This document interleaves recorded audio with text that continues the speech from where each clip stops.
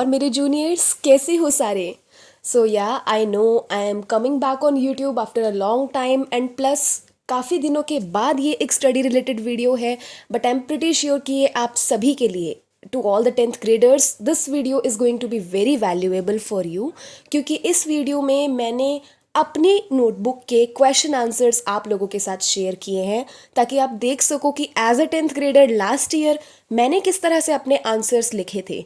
To be frank, mostly Hindi में मेरे full marks आते थे, so I am pretty sure that आपको इन आंसर्स से कुछ गाइडेंस मिलेगी, कुछ आंसर राइटिंग टिप्स मिलेगी, और मे बी शायद आपको टेस्ट्स में भी और एक क्विक रिविजन के लिए ये हेल्प करे। But before that I would like to tell you कि इस वीडियो की स्क्रिप्टिंग, ये सारे आंसर्स, ये सारे क्वेश्चंस मैंने गूगल वॉइस टाइपिंग के थ्रू गूगल डॉक्स में लिखे थे। सो मे बी कहीं ना कहीं एक छोटा सा एरर हो सकता है। वैसे तो मैंने मेजर एडिटिंग कर दी थी, बट लेकिन अगर कहीं पे एक थोड़ा बहुत एरर मिलता है तो please ignore it. I hope that you understand. With that being said, आइए आपकी रिवीजन करवाती हूँ अपनी नोटबुक से। शुरू करते हैं क्वेश्चन आंसर्स। सबसे पहले हम अभ्यास प्रश्नोत्तर करेंगे जो आपकी एनसीईआरटी बुक के होते हैं। ये कुछ प्रश्न शायद से मेरे अतिरिक्त प्रश्नोत्तर में भी रिपीटेड हों, तो मैं उन्हें रिपीट नहीं करूँगी। पहला क्वेश्चन है, फादर बुल्के भारतीय संस्कृति का एक अभिन्न अंग है, ये किस आधार पर ऐसा कहा गया है। तो बेशक फादर बुल्के बेल्जियम यूरोप के रैम्स चैपल में जन्मे थे, पर उन्होंने भारत को ही अपनी कर्मभूमि बनाया। संन्यास ग्रहण करने के बाद उन्होंने भारत आने की ही शर्त रखी। उन्होंने धर्माचार की पढ़ाई करके बीए तथा एमए भी भारत रहकर किए।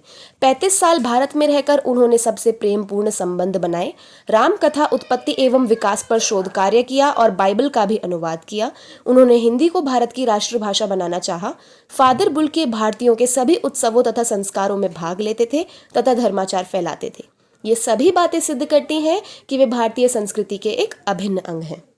अगला प्रश्न है, लेखक ने फादर बुल्के को मानवीय करुणा की दिव्य चमक क्यों कहा है।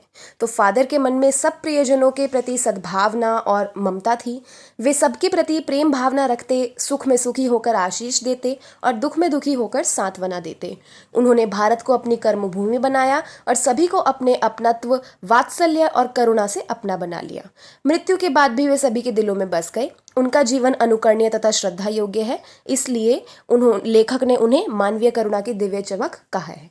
अगला प्रश्न है, फादर बुल्के ने सन्यासी की परंपरागत छवि से अलग एक नई छवि प्रस्तुत की है, कैसे।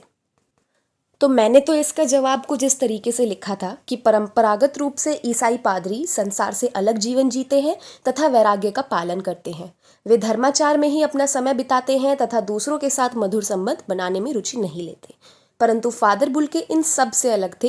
वे सन्यासी होते हुए भी अपने परिचितों के साथ गहरा लगाव रखते थे। वे सभी धर्मों का सम्मान करते तथा भारतीयों के उत्सव तथा संस्कारों में सदैव शामिल होते थे। सामाजिक रूप से भी सक्रिय रहे, अतः उनकी छवि अन्य सन्यासियों से अलग है। इसका मैंने ये आंसर लिखा था। नेक्स्ट क्वेश्चन है, आशय स्पष्ट कीजिए। नम आंखों को गिनना स्याही फैलाना है। तो फादर की मृत्यु को याद करते हुए लेखक कहना चाहते हैं कि उस समय उनके परिचित, प्रियजन और साहित्यिक मित्र इतनी संख्या में रोए कि उन्हें गिनना कठिन था। बड़े बड़े लेखक जैनेन्द्र कुमार, विजयेंद्र स्नातक, अजीत कुमार, डॉक्टर निर्मला जैन, मसीही समुदाय के लोग, डॉक्टर सत्यप्रकाश, डॉक्टर रघुवंश जैसे गणमान्य लोग भी वहाँ आए थे। संख्या इतनी अधिक थी कि उनके बारे में लिखना व्यर्थ में स्याही खर्च करना है। अब मेरे रजिस्टर के कुछ एक्स्ट्रा क्वेश्चन आंसर हैं, इन पे ज़रूर नज़र मारना, रिवीजन के लिए बहुत बढ़िया है ये। तो पहला ये है कि लेखक को ऐसा क्यों लगता था कि फादर को जहरबाद से नहीं मरना चाहिए था। तो लेखक को ऐसा इसलिए लगता है क्योंकि फादर की रगों में दूसरों के लिए मिठास तथा अमृत भरा हुआ था। वे किसी के लिए कभी भी कुछ विषैला नहीं सोच सकते थे। वे सभी से प्यार भरा व्यवहार रखते थे। इसलिए लेखक को ये लगता है कि ईश्वर को उन्हें इतनी यातना नहीं देनी चाहिए। यात्रा नहीं गाइस, ये यातना आना है, पीड़ा। नेक्स्ट क्वेश्चन है, फादर का व्यक्तित्व कैसा था। तो फादर का व्यक्तित्व बहुत ही प्रभावशाली तथा अपनत्व भरा था। उनके मन में सभी के लिए प्रेम तथा ममता बसी हुई थी। वे सभी से मधुर संबंध बनाकर रखते थे तथा हर किसी को अपना मानते थे। करुणामयी थे तथा सभी को अपने आशीषों से भर देते थे। वे सदा उत्साह से भरे रहते थे तथा कभी क्रोध नहीं करते थे। प्रभु में उनकी गहरी आस्था थी तथा भारत और हिंदी भाषा से उन्हें काफ़ी लगाव था। ये उनका व्यक्तित्व था। अगला क्वेश्चन, फादर को याद करना उदास शांत संगीत सुनने जैसा है, लेखक ने ऐसा क्यों कहा है? Now guys, this is a very very very important question, क्योंकि मैम हमें ये हर बार टेस्ट में भी देती थी, ये हमें एग्जाम में भी आया, यूटी में भी आया। तो इसका आंसर आप ध्यान से सुनिए, और अगर आप इसका आंसर खुद से बताना चाहते हैं तो प्लीज़ ज़रूर कमेंट सेक्शन में मुझे अपना आंसर लिख के बताएं, मुझे बहुत अच्छा लगेगा। खैर, मैंने जो लिखा है वो कुछ इस प्रकार से है। लेखक को फादर की बहुत याद आती है, इसलिए वे जब भी उन्हें याद करते हैं तो उदास तो होते हैं, परंतु फादर की ममता, प्रेम, शांत स्वभाव तथा वात्सल्य उनके दिल को छू जाता है याद करते हुए। उदास शांत संगीत दिल को दुखी तो करता है, परंतु व्यक्ति को भाता भी है। इसी प्रकार लेखक को फादर बुल्के की यादें दुखी तो करती हैं लेकिन भाती भी हैं। गाइज, आप में से किस किस को सैड सॉन्ग सुनने पसंद है? मैं कभी कभी सुनती हूँ, मुझे बहुत अच्छे लगते हैं, तो ये आंसर थोड़ा सा वैसा सा ही है।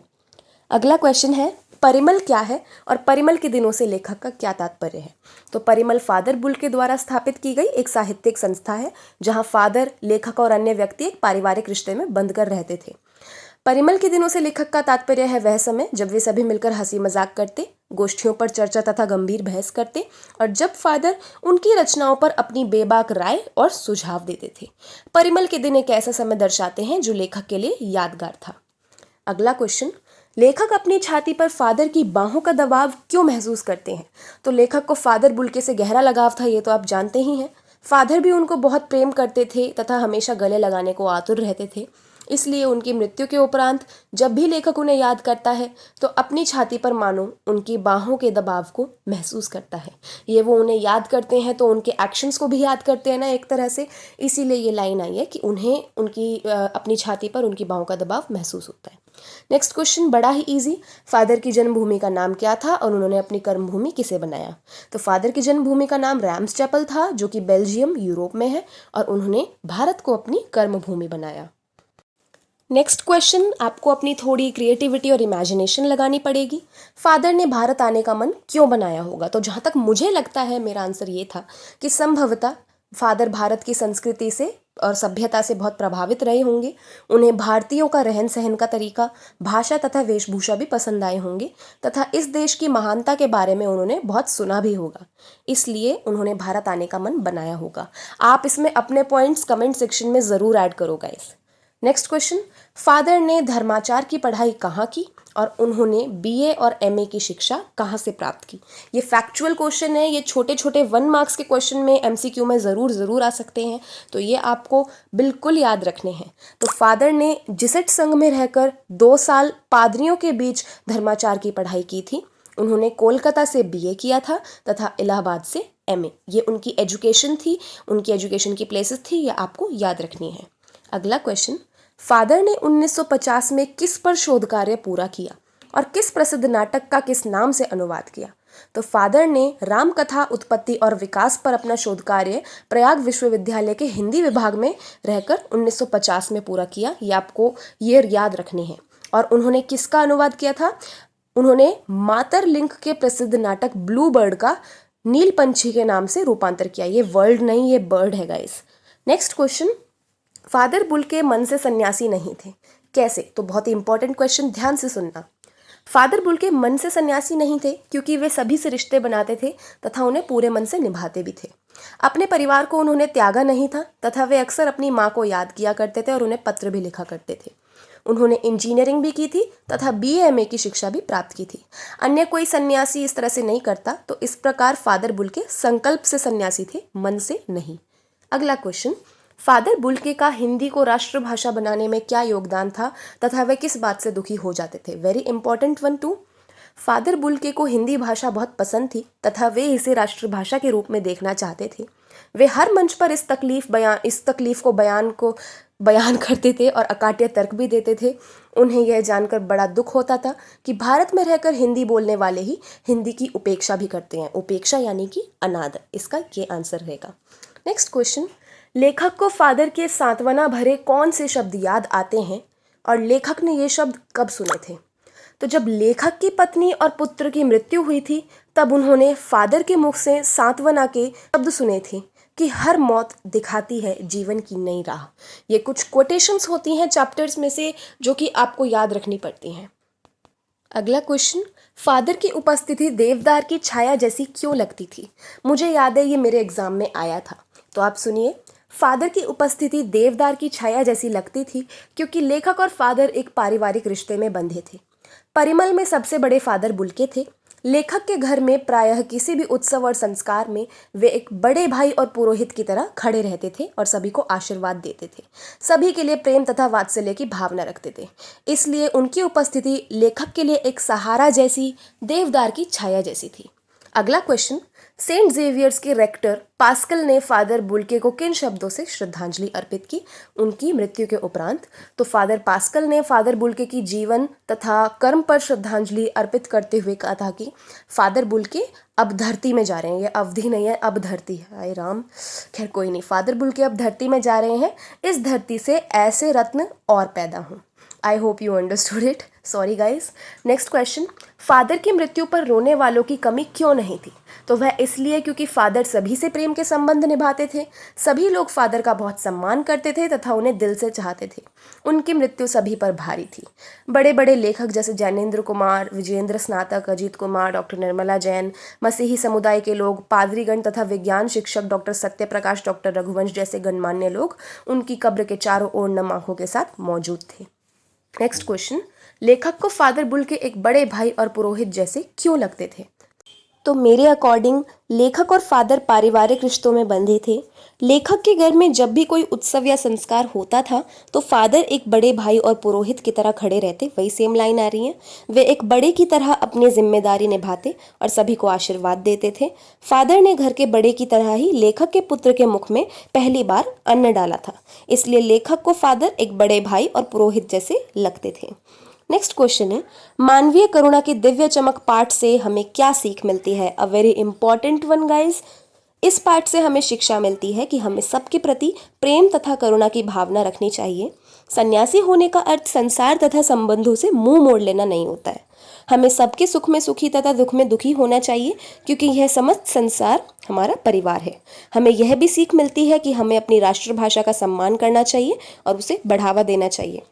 गाइज मेरे अकॉर्डिंग आप इसमें और पॉइंट ऐड कर सकते हो। अब आप लोग मुझे कमेंट सेक्शन में ऐड करके बताओ कि इसके अंदर और क्या क्या पॉइंट्स आ सकते हैं। I would really feel very happy to see your answers.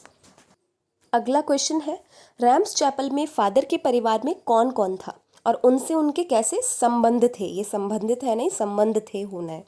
तो फादर के परिवार में उनकी माँ, पिता, 2 भाई तथा एक बहन थी। उन्हें अपनी माँ से अधिक लगाव था तथा वे उन्हें बहुत याद करते थे।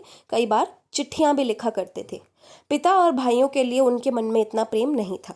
पिता व्यवसायी थे। एक भाई पादरी था तथा दूसरे भाई का अपना काम और परिवार था। बहन सख्त तथा जिद्दी थी जिसके बारे में फादर को कई बार चिंता सताया करती थी।